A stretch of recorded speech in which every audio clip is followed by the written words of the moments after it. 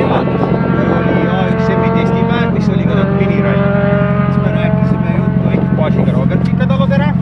Üle pika aja ja Robin Mark, tere! Nüüd on hilissügis, hooaeg on lõppenud. Mehed on sama, auto on uus. Tegu on nüüd Ford Fiesta R2T-ga.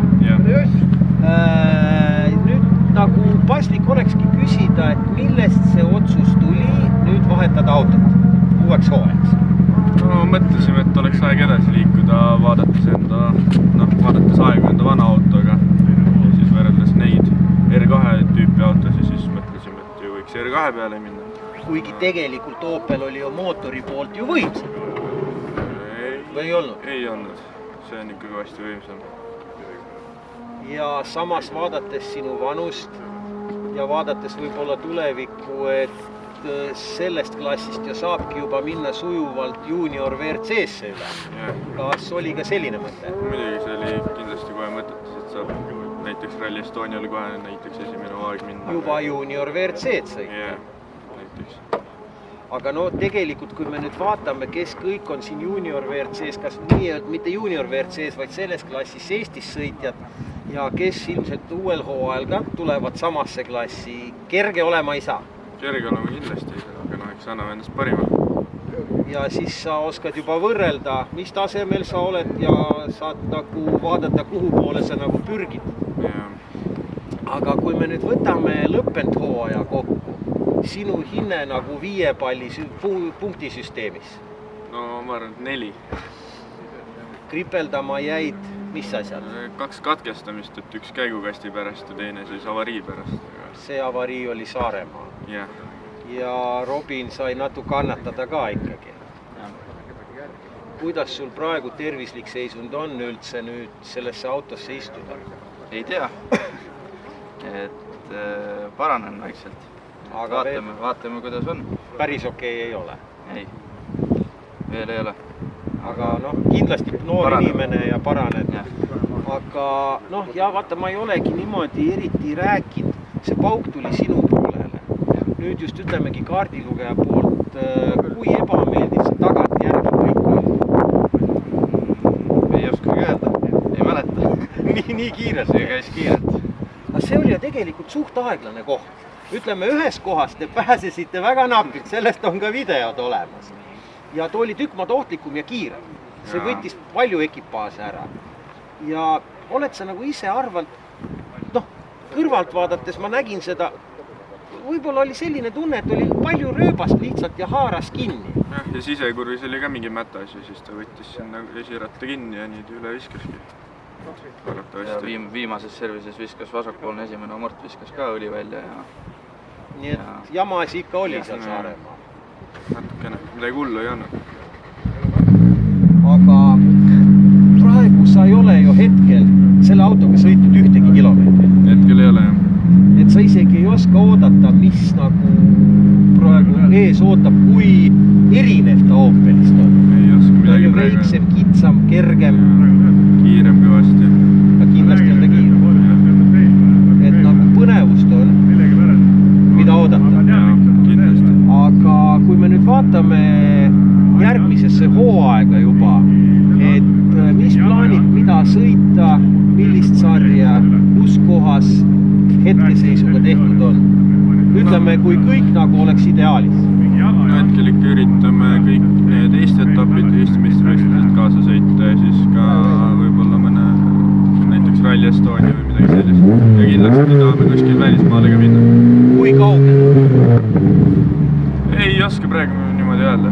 Naaberriigid. Naaberriigid ikka lähinaabrus. Hetkel küll jah, esimene hooaeg vähemalt. Aga ootused on suured. Konkurendid on ka kiired ja kurjad, ega keegi midagi kinkima ei hakka. Et ilmselt seda vahehooaega te vist kasutategi testimiseks? Üritame võimalikult palju testida, aga... Kilomeetreid saada, autoga sina peale. Kõiki igasugused teid ja olukordi proovida. Nüüd Robin, sinu poole pealt, te olete rekke teinud. Kas nüüd võrreldes Opeliga on legend muutunud? Mingil määral. Tähendab kurvi kiirused, numbrid? Nii ja naa, jah. See on täpselt. Aga samas see on teie eeldus. See on teie eeldus. Et eks siin tuleb veel vaadata, kus see legend ka nüüd kõik klappima hakkab. Ja vaata rallimaailmas öeldakse, et kui on olnud selline korralik crash, et pigem nagu oleks soovitatav kõige võimalikult kiiresti autosse tagasi saada. Olete te mõlemad seda? Et nagu praegu lähete ja ei ole ühtegi hirmu, ei midagi ja hakkate samm-sammult autot tundma õppima ja kiiremaks saada. Aga teil on varsti startiminek. Me teeme niimoodi, et te teete mõned sõidud ära ja siis me jätkame selle intervjuuga juba sooja keha ja uue emotsiooniga. Aga praegu edu teile! No nii, esimesed kilomeetrid sõidetud. Vahetud emotsioonid. Keeruline. Väga huvitav peale hoopli pealt tulekut. Peab harjutama. Kõige suuremad erinevused? No kindlasti käigukast ja turbo näiteks ja siis nagu rooli tunnetus. Parem, kindlasti. Jõudlus? Kõvasti suurem. Et nagu kiirust ja kõike ja arengut on? Kuidas kaardilugeja poole pealt tundus? Jah, uus auto on ikka huvitav, äge. Et eks õppimist ja seda asja on kõvasti. No teil on täna ka veel aega muidugi seda kõike parandada ja lihvida. Aga tundub, et saab hakkama. Ma arvan küll. Peab paremaks ja tulevaks aastaks konkurentidele hoiatus. Kindlasti. Siit me tuleme. Me oleme noored, võidujanulised. Kellegile midagi kinkima ei hakka.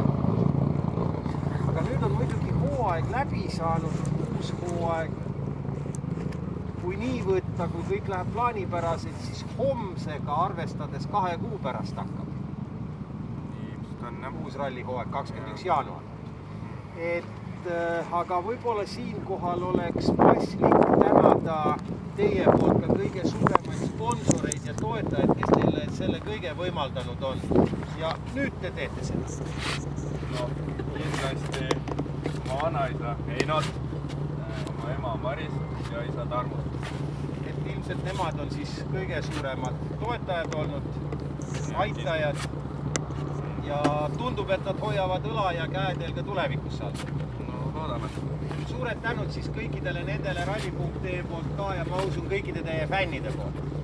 Aga ilusat testipäeva jätku, harjuge, trennige ja kohtume siis juba võistlusradadel ja miks ka mitte rääkida juttu juba siis, kui on juba stopperiga ja konkurentidega võidusõid. Aga seniks edukat testi jätku teile. Aitäh!